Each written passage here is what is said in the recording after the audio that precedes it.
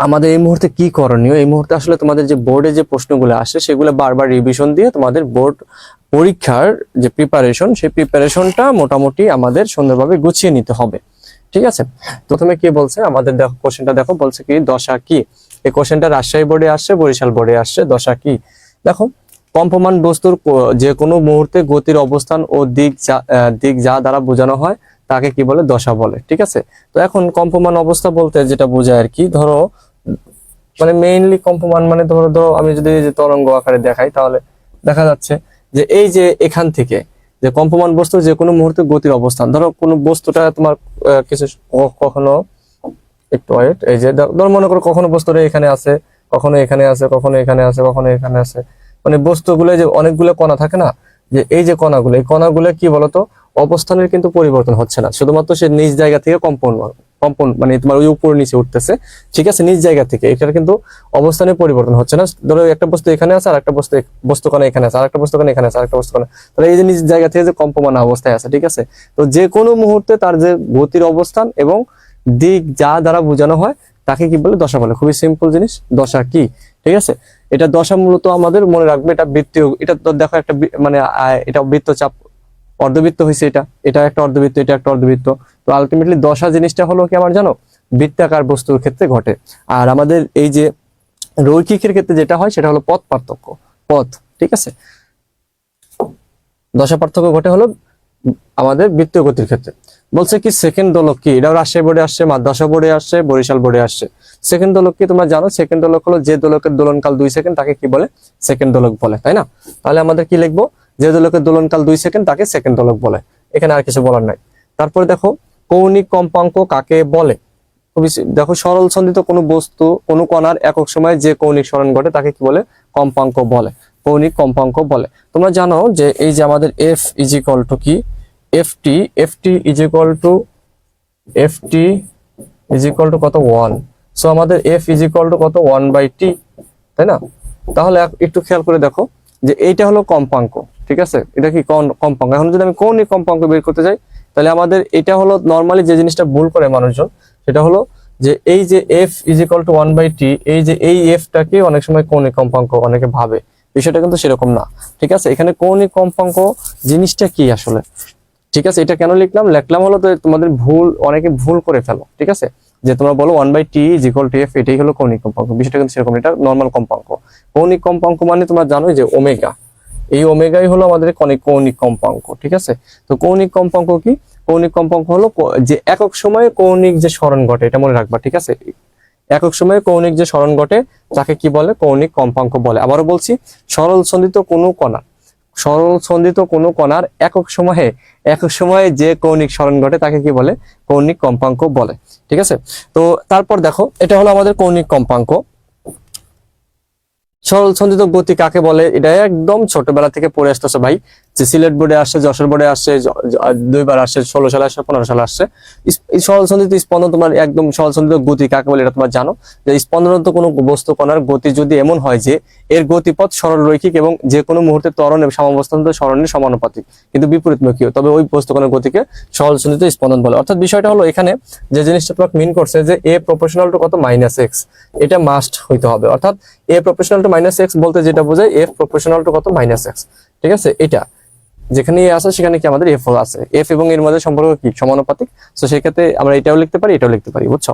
এটা হলো সরল সন্ধিত স্পন্দনের কি? ম্যাথমেটিক্যাল শর্ত। ওকে, সরল সন্ধিত স্পন্দনের ম্যাথমেটিক্যাল শর্ত তোমরা ছোটবেলা থেকে পড়ে আসতেছো যে যে কোনো কি বলে স্পন্দনত কোনো কণার গতি যদি এমন হয় যে এরা গতিপথ সরল রৈখিক। ঠিক আছে, এর গতিপথ কি? সরল রৈখিক এবং যে কোনো মুহূর্তে ত্বরণ, যে কোনো মুহূর্তে ত্বরণ, দেখো এই যে কোনো মুহূর্তে কি ত্বরণ সাম্যাবস্থানত সরণের কি? সমানুপাতিক। দেখো সরণের কি? সমানুপাতিক, কিন্তু বিপরীত দিকে, যার জন্য এখানে কি হয়েছে? মাইনাস হয়েছে। অর্থাৎ সরল সন্ধিত স্পন্দনের ক্ষেত্রে তোমাকে কি মনে রাখতে হবে ভাইয়া? সরল সন্ধিত স্পন্দনের ক্ষেত্রে মনে রাখতে হবে যে ত্বরণ পাবা, সেই ত্বরণটা কি হবে? সমাবস্থান থেকে যে সরণ, সেই সরণের কি হবে বলতো? সমানুপাতিক হবে কিন্তু বিপরীত দিকে। সমানুপাতিক কিন্তু কি বলতো? বিপরীত দিকে। তাহলে সেটা কি হবে? তাহলে সেটা হবে কি আমাদের সরল সন্ধিত স্পন্দন। ওকে,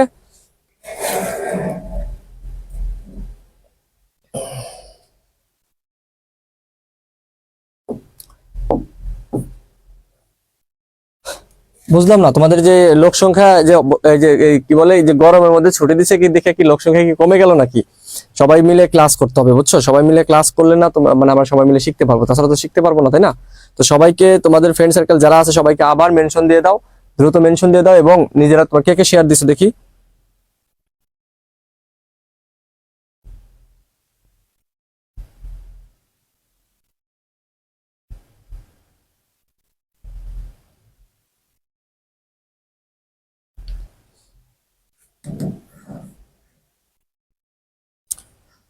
একজন বলছে কৌণিক সরণ। কৌণিক সরণ হলো তোমার এই যে বৃত্তাকার পথে কোনো বস্তু, যে বৃত্তচাপ, ধরো বৃত্তাকার পথে এখান থেকে একটা বস্তু আছে এই অবস্থানে, সেন্টার থেকে এই বি অবস্থানে আসলো, ঠিক আছে?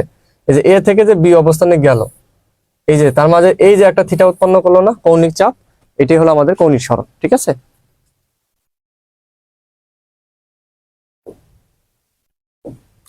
ওকে, পর্যায়কাল কাকে বলে? এটা খুবই সহজ জিনিস।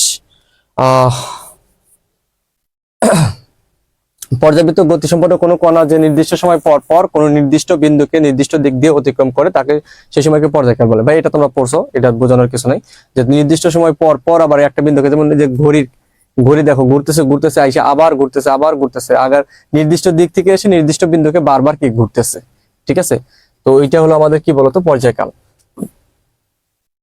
পর্যাবৃত্ত গতি কি?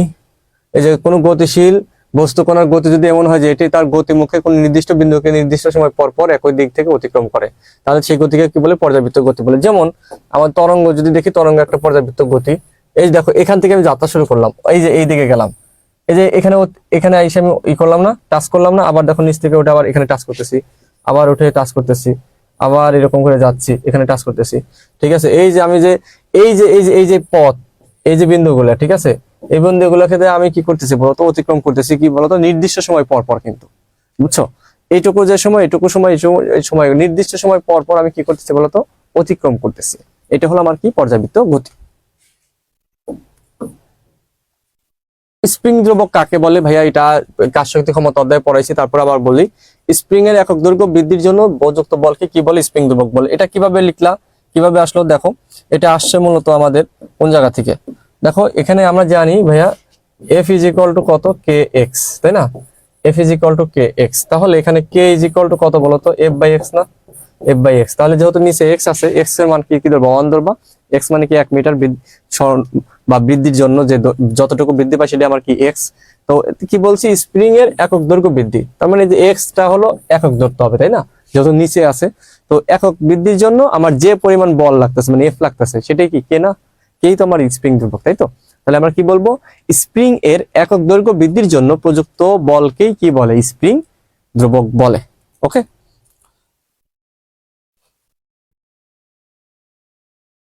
টোটাল কয়টা ক্লাস হবে এ বি এর? টোটাল কয়টা ক্লাস হবে মানে কি? আজকে ক্লাসের মাধ্যমে ইনশাল্লাহ আমরা ফার্স্ট ইয়ারের এ বি শেষ করে ফেলবো। আজকে এই যে পর্যাবৃত্ত গতি পড়াচ্ছি, আজকে আমি মোটামুটি 2 থেকে 3 ঘন্টা পড়াবো। দেখি কয়জন থাকো তোমরা, ঠিক আছে? সবাই থাকবে তো নাকি? তো 2 থেকে 3 ঘন্টা পড়াবো, তারপরে এইটা শেষ করব, দেন আমরা আবার এই ফার্স্ট ইয়ারে আবার কি ডিটেলস সমাধানও হবে। আবার মোটামুটি তোমাদের পরীক্ষার আগে যতটুকু দরকার ততটুকুই হবে, যতটুকু তোমাদের জন্য দরকার বোর্ড পরীক্ষার জন্য ততটুকুই হবে। পাশাপাশি আবার তোমাদের জন্য সাজেশন করতেছি, সেই সাজেশন পড়াবো। সরল সন্ধি স্পন্দন গতি এটা আগে পড়াই ফেললাম। কালিক পর্যায়ক্রম কি এটা একটু দেখো। কালিক পর্যায়ক্রমটা কি? পর্যায়ভিত্তিক পর্যায়কাল যদি একটি নির্দিষ্ট সময় সাপেক্ষ হয় তবে তাকে কি বলে? কালিক পর্যায়ক্রম বলে। অর্থাৎ পর্যায়ভিত্তিক পর্যায়কাল যদি একটি নির্দিষ্ট সময় সাপেক্ষ হয়, একদম ঠাটা মুখস্থ করে ফেলতে হবে। এটা কিন্তু যদি ভুল লেখো তাহলে কিন্তু হবে না। কি হবে বলতো? নির্দিষ্ট সময় সাপেক্ষ হয়, নির্দিষ্ট সময় সাপেক্ষ হবে, ঠিক আছে? যে পর্যায়কালটা পাবো সেটা কি? সময় সাপেক্ষ, ঠিক আছে? তবে তাকে কি বলে? কালিক পর্যায়ক্রম বলে। কালিক কি বলে? পর্যায়ক্রম বলে। কালিক পর্যায়ক্রম বলে। ওকে, তারপর দেখো সরল দোলক কাকে বলে? সরল দোলক মাদ্রাসা বোর্ডে আসে, তোমরা জানো সরল দোলক গতিসম্পন্ন বস্তুকে সরল দোলক। সরল দোলকের অনেকভাবে সংজ্ঞা দিতে পারে, ঠিক আছে? তো এখানে তুমি সরল দোলন গতিসম্পন্ন বস্তুকে কি বলে বলো তো? সরল দোলক বলে।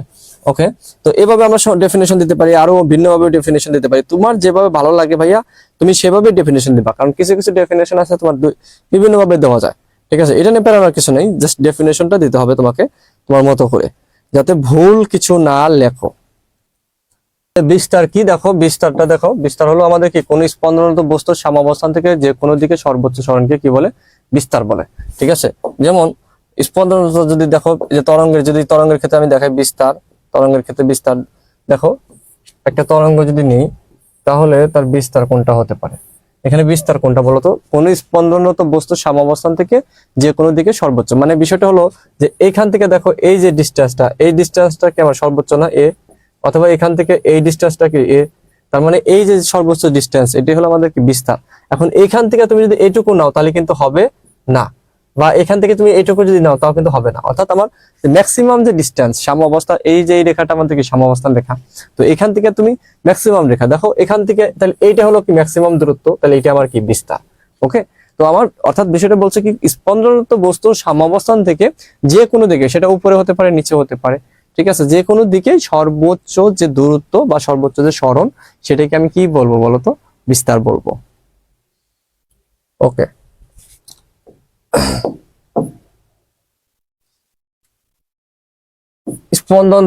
স্পন্দকের দশা কাকে বলে একটু আগে আমরা পড়ে আসছি, এটা স্পন্দকের দশা।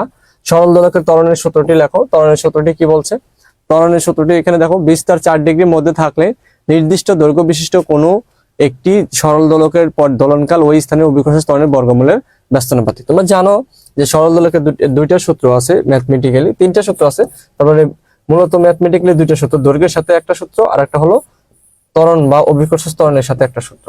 ঠিক আছে, এই 2টা সূত্র, অর্থাৎ এখানে বোঝাই যাচ্ছে যে দৈর্ঘ্যের সাথে কি সম্পর্ক, বর্গমূলের সমানুপাতিক, পর্যায়কালের যে সূত্রটা বর্গমূলের কি সমানুপাতিক, আর এখানে কি জির সাথে কি সম্পর্ক, বর্গমূলের ব্যস্তানুপাতিক। ঠিক আছে, একটা হলো বর্গমূলের সমানুপাতিক আর একটা কি বর্গমূলের ব্যস্তানুপাতিক। ওকে, তো এই যে জাস্ট এইটাই বলছে যে, এবং বিস্তারটা থাকতে হবে কয় ডিগ্রির মধ্যে বলতো, 4 ডিগ্রির মধ্যে।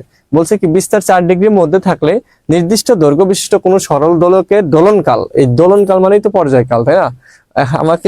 আমি মাঝে মাঝে যখন এই যে অ্যাডমিশনে যখন ক্লাস নিতে যাই, বুঝছো, আমি যদি পর্যায়কাল বলি, মাঝ দিয়ে কোনো এক সময় দেখা যাচ্ছে দুই একটা মেয়ে বলে ওঠে যে ভাইয়া তাহলে যদি পর্যায়কাল বলি তাহলে সে বলে কি ভাইয়া তাহলে দোলনকাল কি?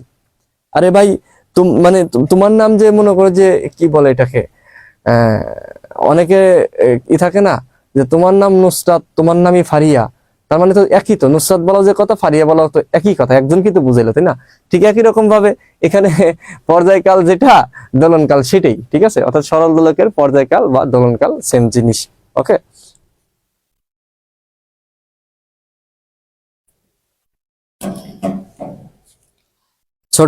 আমার ছোট ভাই আবু সালে মুস্তাকিম কমেন্ট করেছে, দুরু এগুলা কেমনে বুঝে মানুষ। ছোট ভাই লোকে জগন্নাথ থেকে সে অ্যাকাউন্টিং এ পড়াশোনা শেষ করছে, এখন মানে সিএ করতেছে। ঠিক আছে, তুমি এগুলা কেমনে বুঝবা, তুমি তো অন্য কিছু বুঝো ভাইয়া।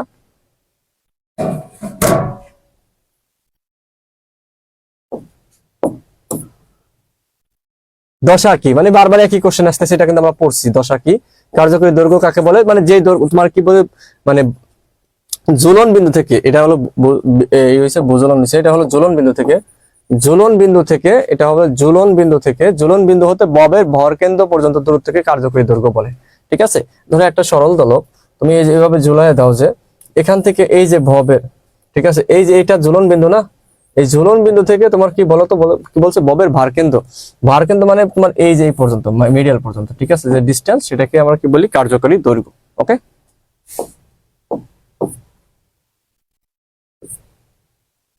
ইপক কি, ইপক এটা মনে হয় তোমার নতুন শুনতেছে, ইপক কি? ইপক হচ্ছে এমন একটি মুহূর্ত যা সময়ের সাথে পরিবর্তনশীল, জ্যোতিষবিজ্ঞানী বিভিন্ন পরিমাপের সাথে সম্পর্কিত।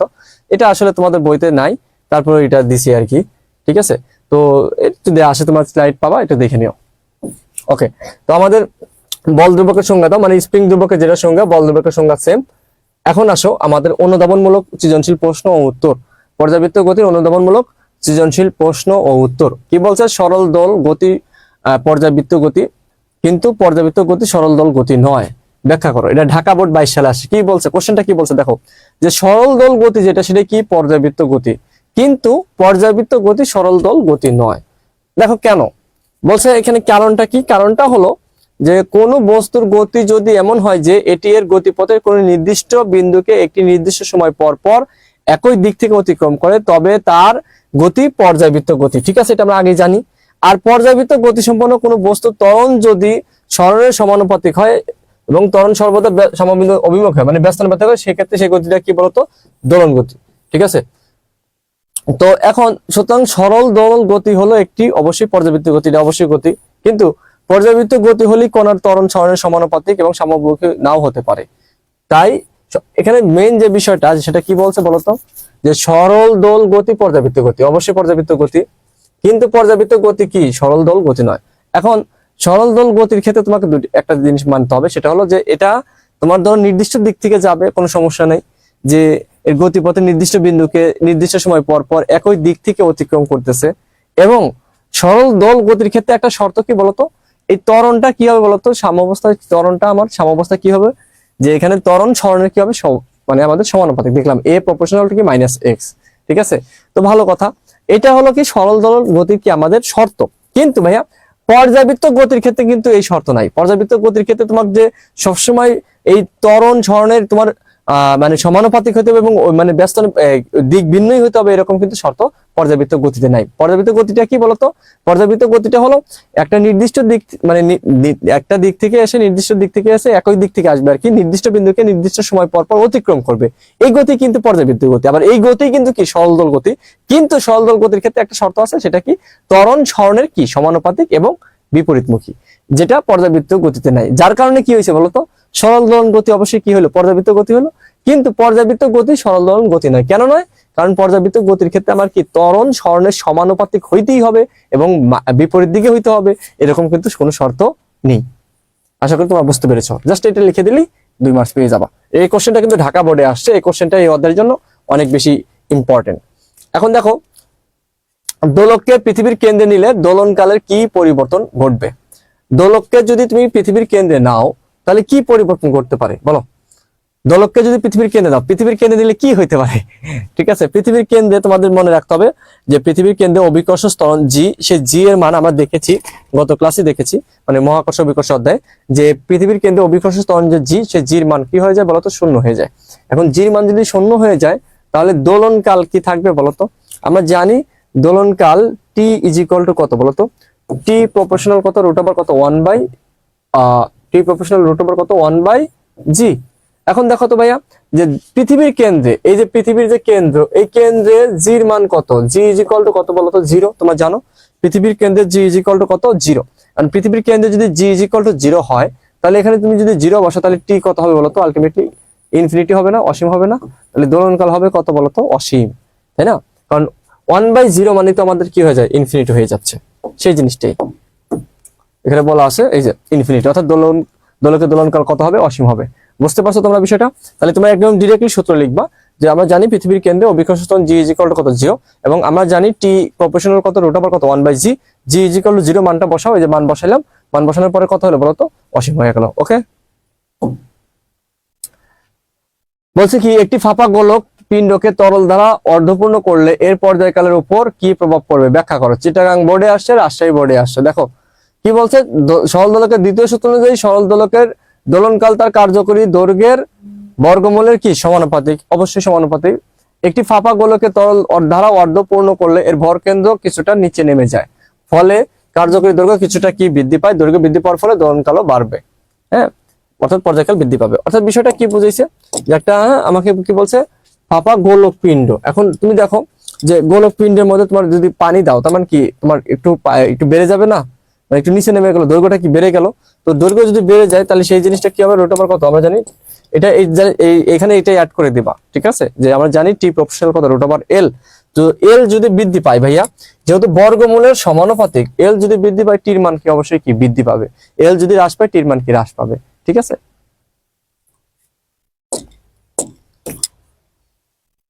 সরল দোল গতিসম্পন্ন কণা যখন সর্বোচ্চ বেগ প্রাপ্ত হয় তখন ত্বরণ হয় সর্বনিম্ন, ব্যাখ্যা করো। ওকে, তো আমরা জানি যে সরল দোল গতির ক্ষেত্রে যে এই যে এ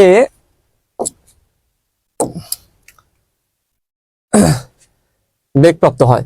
দেখো এখানে একটু খেয়াল করে দেখো, যে এইখানে যখন ভি ম্যাক্স আমাদের কি কি জিনিস লাগবে, আমি যদি দেখাই যে কি হয়েছে, সর্বোচ্চ বেগ প্রাপ্ত হবে। যখন সর্বোচ্চ কি হয় বলতো, বেগ প্রাপ্ত হয়, তখন ত্বরণ হয় কত, সর্বনিম্ন। কেন সর্বনিম্ন হবে? কারণ ভি ম্যাক্স এর জন্য আমরা জানি ভি ইজ ইকুয়াল টু কত, omega root over A square minus X square. ওকে, এটা আমরা কিন্তু আমরা জানি। এখন আমার ফর ভি ম্যাক্স আমাদের যখন এক্স ইজ ইকুয়াল টু কত হবে বলতো, যখন এক্স ইজ ইকুয়াল টু 0, বুঝছো, তখন আমাদের কি হয়, তখন যখন এক্স ইজ ইকুয়াল টু, তখন ভি কি হচ্ছে maximum, V max is equal to কত হবে, তখন এখানে ওমেগা এ এটা আসে, তোমরা জানো। এখানে এক্স এর মান যদি তুমি 0 অ্যাপ্লাই করো তাহলে কি হবে, বাদ গেল, তাহলে রুট ওভার এ স্কয়ার, মানে এ স্কয়ার রুট কাটা গেলে কত আসে, ওমেগা এ। এখন তো ভাই বলো তো এই ভি ম্যাক্সিমামের জন্য তাহলে আমার এই ভি ম্যাক্সিমামের জন্য এক্স এর মান কি বসাইছো বলতো, 0 না, এক্স এর মান বসাইছো কত, 0। কিন্তু ত্বরণের সূত্রটা কি বলতো, ত্বরণের সূত্র কি যেখানে লেখা আছে, এ ইজ ইকুয়াল টু কত, মাইনাস ওমেগা স্কয়ার এক্স, এটা হলো আমাদের ত্বরণ। তাহলে এখন দেখো ভি ম্যাক্স তুমি যদি সর্বোচ্চ বেগ পাওয়ার জন্য, তুমি সর্বোচ্চ বেগ পাওয়ার জন্য সরণ কত নিছো বলতো, 0, এক্স 0 নিছো, তার মানে এখানে এক্স 0 বসাও, তাহলে এক্স যদি 0 বসাও তাহলে কত হবে বলতো, 0 হবে। তাহলে আমার কি হবে তখন, যার জন্য আমি কি বলতে পারি যে যখন সর্বোচ্চ বেগ প্রাপ্ত হয় তখন আমার ত্বরণ কি হয় বলতো, 0, সর্বনিম্ন। 0 মানে কি, 0 সর্বনিম্ন। ওকে, আশা করি বুঝতে পেরেছো।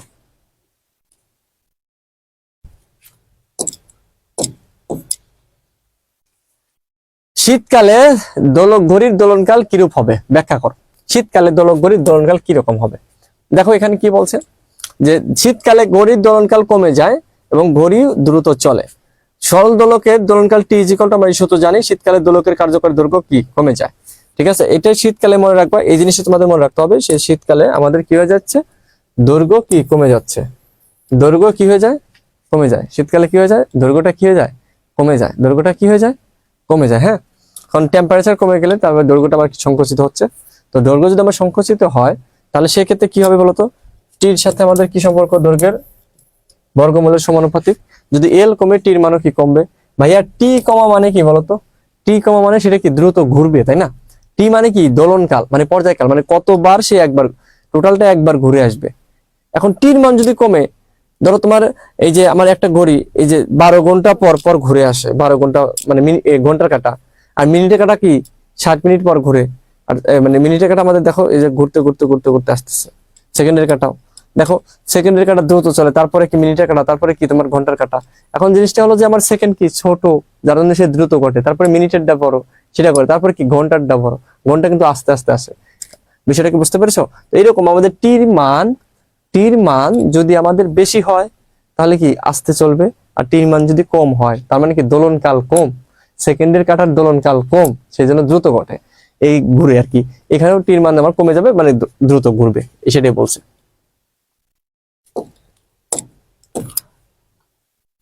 সরল সন্ধিত স্পন্দন বলতে কি বুঝো, সরল সন্ধিত স্পন্দন বলতে কি বুঝো, সরল সন্ধিত স্পন্দন। হ্যাঁ, তো সরল সন্ধিত স্পন্দন বলতে আমরা আগেই পড়াইছি, সরল সন্ধিত স্পন্দনের ক্ষেত্রে যে আমাদের আলটিমেটলি কয়েকটা জিনিস তোমাদের মনে রাখতে হবে।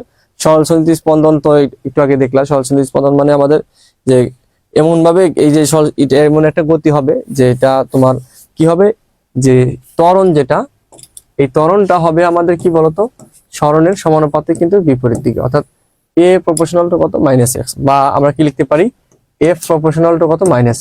ওকে, তো এখান থেকে আমরা এফ ইজ প্রপোর্শনাল মাইনাস, এখান থেকে এফ ইজ ইকুয়াল টু কি পাই, কে এক্স পাই। কে হলো স্প্রিং ধ্রুবক বা বল ধ্রুবক, তুমি যেটাই বলো, সেই জিনিসগুলো এখানে বর্ণনা করা, সেটা আমরা যদি আগেই পড়ে আসছি।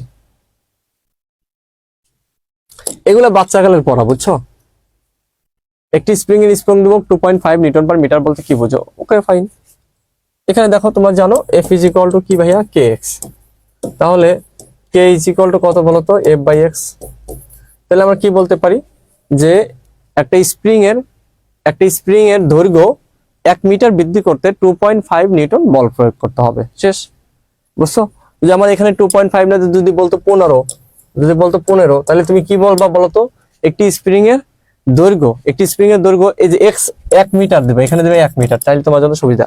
এক্স 1 মিটার বৃদ্ধি করার জন্য কি হবে বলতো, 15 নিউটন বল প্রয়োগ করতে হবে। 2.5 আছে, তার মানে কি যে একটি স্প্রিং এর দৈর্ঘ্য 1 মিটার বৃদ্ধি করার জন্য কি করতে হবে বলতো, আমাদের 2.5 নিউটন বল প্রয়োগ করতে হবে। ঠিক আছে, এটা হলো আমাদের সংজ্ঞা থেকে দেওয়া যায় যে কোন স্প্রিং এর একক দৈর্ঘ্য পরিমাণ সংকোচন বা প্রসারণ ঘটাতে যে পরিমাণ বল প্রয়োজন তাকে স্প্রিং ধ্রুবক বলে। একটি স্প্রিং এর স্প্রিং ধ্রুবক এত বলতে বোঝায় ওই স্প্রিং এর মুক্ত প্রান্তের 1 মিটার সরণ ঘটাতে স্প্রিং এর উপর 2.5 নিউটন বল প্রয়োগ করতে হবে। যেহেতু 2 মার্কসের কোশ্চেন, তাহলে তুমি কি করবা, প্রথমে আগে স্প্রিং ধ্রুবক কাকে বলে ডেফিনেশনটা দিবা, দেন তুমি ওইটা বলতে কি বলছো তাৎপর্যটা দিবা, ঠিক আছে?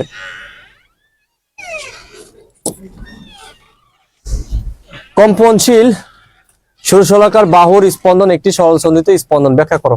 কম্পনশীল সুরশলাকার বাহুর স্পন্দন, ঠিক আছে, একটি সরল সন্ধিত স্পন্দন। ভাইয়া তোমাকে আমি একদম নিনজা একটা টেকনিক শিখা দিই, কেন সেটা সরল সন্ধিত স্পন্দন। যদি বলে যে এইটা একটি সরল সন্ধিত স্পন্দন, বললো যে ওইটা একটি সরল সন্ধিত স্পন্দন, ওইটা একটি সরল সন্ধিত স্পন্দন, তার মানে তুমি কি ব্যাখ্যা করবা? সহজ জিনিস, তুমি বলে দিবা ওইটা, ঠিক আছে, ওইটার যে ত্বরণ সেটা কি সরণের সমানুপাতিক এবং কি বিপরীত দিকে, যার জন্য সেটা সরল সন্ধিত স্পন্দন, দ্যাটস ইট, আর কিছুই না। দেখো যখন কোনো বস্তু স্পন্দন গতিসম্পন্ন কোনো কণার ত্বরণ সাম্যাবস্থান থেকে এর সরণের সমানুপাতিক বিপরীত দিকে হয়, তখন তার গতিকে সরল সন্ধিত স্পন্দন বলে। অর্থাৎ সরল সন্ধিত স্পন্দন হওয়ার শর্ত কি বলতো? তোমরা জানো এটা, বারবার আমি কিন্তু এই কথাটা বলতেছি, কেন বলতেছি? যাতে তোমাদের মনে থাকে। এখন দেখো, এখন সুরশলাকার দুটি বাহুতে আঘাত করলে সেটি সাম্যাবস্থান থেকে দুই দিকে কম্পিত হতে থাকে। যখন সেটি বিস্তারে পৌঁছায় তখন ত্বরণ সর্বোচ্চ এবং সাম্যাবস্থান হয়, ত্বরণ সর্বদা সরণের কি বিপরীতমুখী হয়। এই জাস্ট এই কথাটাই লেখা আছে, আর কিছুই না, ঠিক আছে? এই কথাটাই লেখা আছে, তোমার মনে রাখতে হবে। সরল সন্ধিত স্পন্দনের শর্ত কি? সরল সন্ধিত স্পন্দনের শর্ত হলো যে ত্বরণ যেটা পাবো সেটা কি আমাদের সরণের কি সমানুপাতিক এবং কি বিপরীত দিকে। এবং এখানে যে কম্পনশীল সুরশলাকার দুই বাহুর স্পন্দন যেটা, সেটা কি বলতো? আমাদের ত্বরণ যে হয় সেই ত্বরণটা কি সরণের কি সমানুপাতিক হয় এবং কি বিপরীত দিকে হয়। এটা লিখে দিলি তোমার নাম্বার, কিছুই না। খেলনা গাড়িতে স্প্রিং যুক্ত করার কারণ কি? খেলনা গাড়িতে স্প্রিং, ছোটবেলায় খেলা করছো না? কোন স্প্রিং এর সঞ্চিত বিভব শক্তি তার মুক্ত প্রান্তে সরণের বর্গের সমানুপাতিক, অর্থাৎ স্প্রিং খেলনাকে পিছন দিকে টানলে স্প্রিং সংকুচিত হয়ে বিভব শক্তি সঞ্চয় করে এবং ছেড়ে দিলে স্প্রিং প্রসারিত হয়, এবং এই শক্তি মানে মেন বিষয়টা হলো যে আমার স্প্রিং যুক্ত করার কারণ হলো এই স্প্রিং এর কারণে কি হয় বলতো? আমার বিভব শক্তি যখন আমি পিছনে দিই, যখন বিভব শক্তি কি আমার বিভব শক্তিটা কি হয় বলতো? সঞ্চিত হয়, এবং যখন ছেড়ে দিই সেই বিভব শক্তির কারণে সে কি সামনের দিকে পরে গতি শক্তিতে রূপান্তরিত হয়। এটার জন্য আমার কি হয়? খেলনা গাড়িতে আমরা স্প্রিং যুক্ত করি। সরল সন্ধিত গতিসম্পন্ন কোনো কণার বেগ শূন্য হলে তা ওর ত্বরণ কি শূন্য হবে? না। যদি বেগ যদি শূন্য হয় তাহলে ত্বরণ হবে কি সর্বোচ্চ, তাই না? কারণ কি দেখো যে এই যেখানে ভি ইজ ইকুয়াল টু আবার লিখতেছে omega root over A square minus X square. এখন ভাইয়া যদি আমার এক্স ইজ ইকুয়াল টু যদি কি হয় এ হয়, এক্স ইজ ইকুয়াল টু এ হলে তখন আমাদের কি হবে? বি ইজ ইকুয়াল টু কত বলতো? 0 হবে, বুঝছো? এখানে এর মান বসাইলে এখন আমরা এ ইজ ইকুয়াল টু কি জানি? Minus omega square x. যদি আমরা পরম মান নিই তাহলে আমার কি হবে? মাইনাস দেওয়ার দরকার নেই। এখন দেখো যদি আমরা এক্স এর মান যদি এ বসাই এখানে, তাহলে কি হবে বলতো? এক্স এর মান যদি এ বসাই, এক্স ইজ ইকুয়াল টু যখন এ, তখন আমাদের ত্বরণ কি পাবো বলতো? ম্যাক্সিমাম। তখন ত্বরণ কি ম্যাক্সিমাম, অর্থাৎ কি হবে? ওমেগা স্কোয়ার এ। মনে রাখতে হবে যখন তুমি বেগ সর্বোচ্চ পাবা তখন ত্বরণ পাবা কি 0, আর যখন তুমি বেগ পাবা 0 তখন ত্বরণ পাবা কি ম্যাক্সিমাম। এটাই তো এখান থেকে এই জিনিসগুলো লেখা আছে ভাই, আর কিছুই না। কালিক পর্যায়ে ভিত্তিক গতি কি ব্যাখ্যা করো?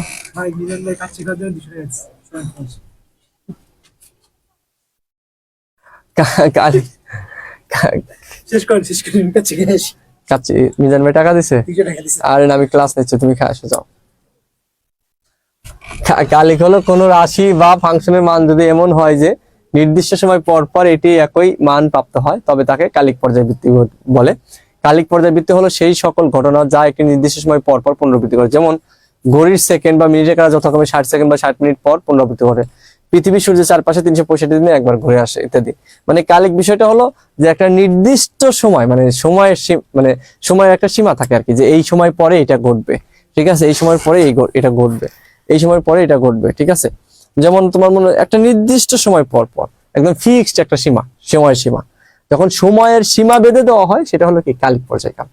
যেমন ওই যে লেখায় আছে যে সেকেন্ডের কাটা 60 সেকেন্ড পরেই সে ঘুরবে, ওই একটা নির্দিষ্ট বিন্দু অতিক্রম করবে। আবার মিনিটের কাটা 60 মিনিট পরে, আবার পৃথিবীটার সূর্যের চারদিকে কি 365 দিন পর পরই 1 বছর হবে। তার মানে একটা নির্দিষ্ট সীমা, ঠিক আছে, যখন সীমা থাকবে তখন সময়ের সীমা থাকবে তখন এটা হবে। ওকে, সুষম বৃত্তাকার গতি কি সরল সন্ধিত গতি? ব্যাখ্যা করো। এখন দেখো সুষম বৃত্তাকার গতি সরল সন্ধিত গতি অবশ্যই, কারণ হলো বৃত্তাকার গতি সরল সন্ধিত গতির শর্ত পূরণ করে। যেমন ও হচ্ছে সরল দল গতির কণার সাম্যাবস্থান, এবং বি ও ডি যদি বলি প্রান্তীয় অবস্থান উক্ত কণার সরণ ত্বরণের কি সমানুপাতিক এবং বিপরীতমুখী। এখন দেখো এই যে এখানে যদি একটু দেখাই, একটু খেয়াল করে দেখো, যে বলছে হলো যে দেখো যে এটা কি সুষম বৃত্তাকার গতি। এখন এই বি আর ডি, দেখো এই বি আর ডি হলো আমাদের কি বলতো দুইটার প্রান্তে অবস্থান। এই যে কণাটা, ঠিক আছে, কণাটার সরণ যেটা, সরণ এবং ত্বরণ কি বলতো সমানুপাতিক, কিন্তু তারা কি বলতো বিপরীত দিকে। সরণ ও ত্বরণ কি, এখানে যদি আমি দেখি ত্বরণটা কোন দিকে, এখানে একটু খেয়াল করে দেখো, আলটিমেটলি এই যে এইদিকে যে আমাদের যেটা যাচ্ছে, ঠিক আছে, এই যে এইখানে দেখো এইদিকে আমাদের এই ভেলোসিটি আছে। এখন এই বি থেকে এইখানে যে আসলো, এটার একটা আমাদের কি বলতো, এই যদি আমি থিটা ধরি, মানে এখানে কৌণিক সরণ আছে ধরলাম, এই আমাদের যাই বলেন এখন এখানে রৈখিক দূরত্ব আমি বের করবো পারবো। আর এই যে এখান থেকে মূলত আমাদের বলটা কি বলতো, সেন্ট্রিপিটাল ফোর্স কি কেন্দ্রের দিকে, সেন্ট্রিপিটাল ফোর্স হলো কি কেন্দ্রের দিকে, মানে কি ত্বরণটা কি আমাদের কেন্দ্রের দিকে, তাই তো। তো এখানে দেখো আমার সরণটা যেদিকে, সরণটা যেদিকে, ত্বরণটা কি তার উল্টা দিকে, মানে বিপরীত দিকে আর কি, কিন্তু তারা সমানুপাতিক। দ্যাটস ওয়াই তারা কি বলতো সরল সন্ধিত গতি। একদম খুবই মানে এগুলো আসলে দেখো ভাইয়া, তোমাদের আগে বলছি যে সরল সন্ধিত গতি যদি হয় তার একটাই শর্ত, সরল সন্ধিত যদি গতি হয় তার একটাই শর্ত, সেই গতি শর্তটা কি, এ মানে ত্বরণ এবং সরণ কি হবে সমানুপাতিক এবং বিপরীত দিকে। এই অধ্যায়ের ম্যাক্সিমাম ক এবং খ এই এই এই জিনিসটা নিয়ে, সরল সন্ধিত গতি নিয়ে। বলছে কি গ্রীষ্মকালে দোলক গতি ঘড়ি ধীরে চলে, ব্যাখ্যা করো। একটু আগে দেখলাম শীতকালে দ্রুত চলে, তাহলে গ্রীষ্মকালে দ্রুত মানে ধীরে চলবে, কারণ কি গ্রীষ্মকালে আমার কি হবে বলতো দৈর্ঘ্য বেড়ে যাবে। দৈর্ঘ্য কি হবে বলতো, দৈর্ঘ্যটা আমাদের বেড়ে যাবে। দৈর্ঘ্য যদি বেড়ে যায় তাহলে কি টির মান বেড়ে যাবে, টির মান বেড়ে গেলে সে কি ধীরে চলবে, সেটাই লেখা আছে যে সরল দোলকের দৈর্ঘ্য বৃদ্ধি পায়, তাহলে গ্রীষ্মকালে দৈর্ঘ্য বৃদ্ধি পাবে আর শীতকালে দৈর্ঘ্য কি কমে যাবে। যদি দৈর্ঘ্য যদি বৃদ্ধি পায় তাহলে টির মান বেড়ে গেল। এখন অনেকে ভাবে কি যে টির মান বেড়ে গেলে তাহলে কি আমার দ্রুত চলবে, না, টির মান বেড়ে যাওয়া মানে কি পর্যায়কাল বেড়ে যাওয়া, তার মানে কি ধীরে চলবে। বুঝতে পারছো?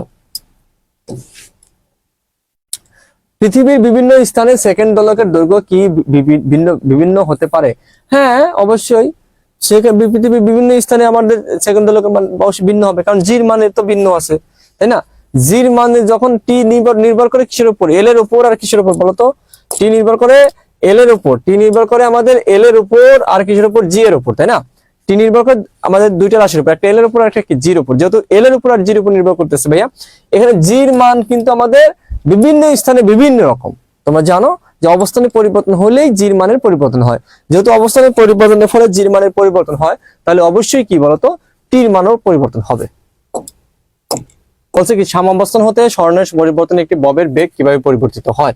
ভাইয়া দেখো যে তোমরা জানো এই যে আমাদের ভি ইজ ইকুয়াল টু কত, ওমেগা রুট ওভার কত, A square minus X square, ঠিক আছে।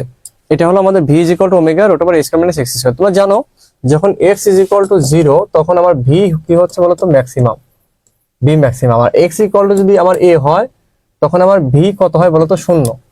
তার মানে আমার বিস্তার যত বাড়বে বেগের মান তত কি কমবে, অর্থাৎ বিস্তার যত বাড়বে বেগের মান তত কি কমবে, সাম্যাবস্থায় বেগের মান কি সর্বোচ্চ, সেই জিনিসটা এখানে লেখা আছে। এই জিনিসটা ব্যাখ্যা করতে হবে যে আমরা জানি বেগের যে সূত্র এটা, ঠিক আছে। যখন এক্স ইজ ইকুয়াল টু 0 তখন ভি পাইছো কত, ম্যাক্সিমাম, সর্বোচ্চ, বেগ থাকে সর্বোচ্চ। আর যখন তুমি এই যে যত সাম্যাবস্থান থেকে সরণ যত থাকে বেগের মান তত কি কমে, অর্থাৎ ভি ইজ ইকুয়াল টু কত হবে দেখো তো, আমাদের সর্বোচ্চ সরণে অর্থাৎ সর্বোচ্চ বিস্তারে আমাদের কি বিস্তার যখন সর্বোচ্চ তখন আমাদের কি হয় বলতো বেগের মান তত কি একদম বেগের মান 0। এখন বিস্তার থেকে আবার সর্বোচ্চ বিস্তার থেকে যখন তুমি আবার সাম্যাবস্থানের দিকে আসবা তখন বেগের মান কি আস্তে আস্তে আবার কি বাড়বে।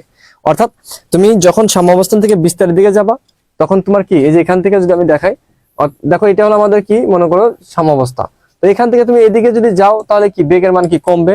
আবার এখান থেকে যদি তুমি এই নিচ দিকে আসো তাহলে বেগের মানটা কি বাড়বে, ঠিক আছে। অর্থাৎ তোমার সাম্যাবস্থানে বেগের মানটা কি সর্বোচ্চ। ওকে,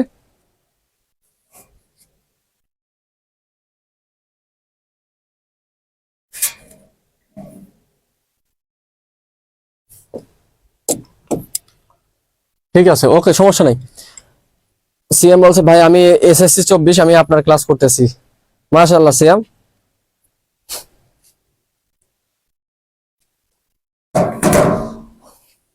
তো x is equal to a sin omega t plus del, এটা 8 না, এটা 8 হবে না, এটা হবে ডেল ডেল। ওকে, বলছে কি x is equal to a sin omega t plus del সমীকরণ ব্যাখ্যা করো। হ্যাঁ, এখন এই সমীকরণটা ব্যাখ্যা করার কি ক্ষেত্রে আহামরি কিছুই নেই, জাস্ট এটা দ্বারা কি কোনটা দ্বারা কি বুঝাইছে এটা তোমাকে লিখতে হবে। এখানে x দ্বারা কি বুঝাইছে, x দ্বারা বোঝানো হয়েছে হলো হ্যালো, কি 11টায় ক্লাস? ঠিক আছে, ওকে।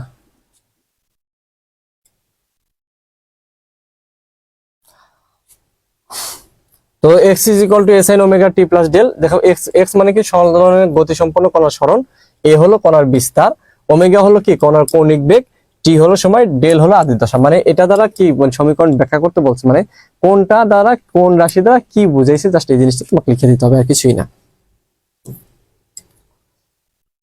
গিটারে তারের গতি পর্যাবৃত্ত গতি ব্যাখ্যা করো। এটা পর্যাবৃত্ত গতি কেন পর্যাবৃত্ত গতি বলতো?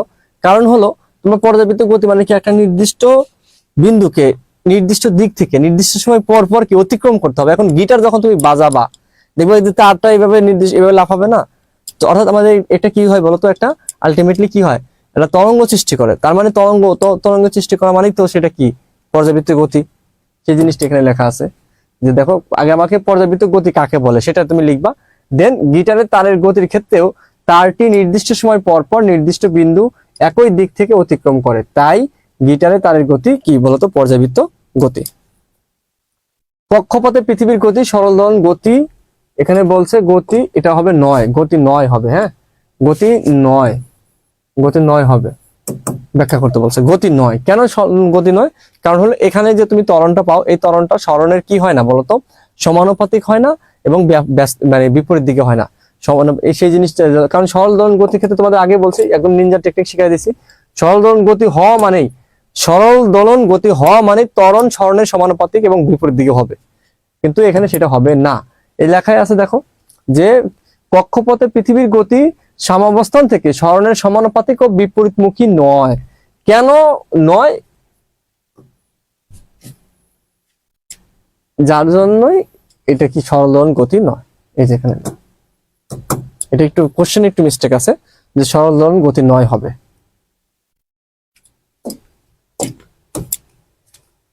দোলনরত একটি সরল দোলকের সাম্যাবস্থায় এসে থেমে যায় না কেন? এটা কেন থেমে যায় না?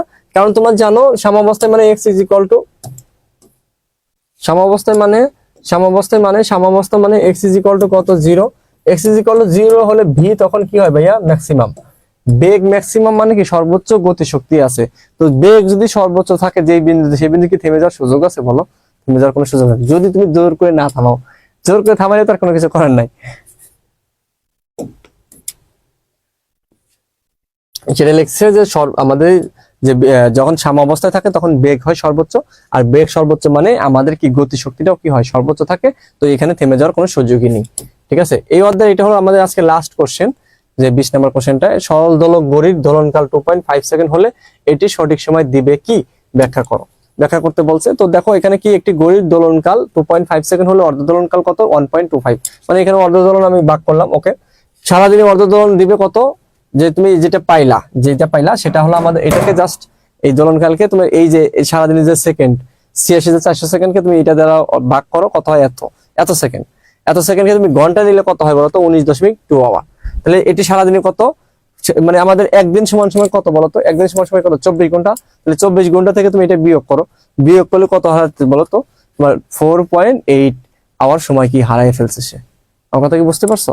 4.8 আওয়ার, অর্থাৎ ফলে সঠিক সময় দিবে না। মানে তোমাকে দোলনকাল যেটা থাকবে এটার অর্ধ দোলন বের করবে। আবার বলছি, দোলনকাল যেটা দেওয়া থাকবে যে একটি দোলক ঘড়ির দোলনকাল এত হলে এটি সঠিক সময় দিবে কিনা, সঠিক সময় তুমি কিভাবে বের করবা? প্রথমে হলো অর্ধ দোলন বের করবা। ঠিক আছে, অর্ধ দোলনকাল। তো এখন এটাকে তুমি কি করবা? একটা ঘড়ির দোলনকাল কত আমাদের বলতো? স্বাধীন কত? 86,400 সেকেন্ড। 1 ঘন্টা সমান সমান কত?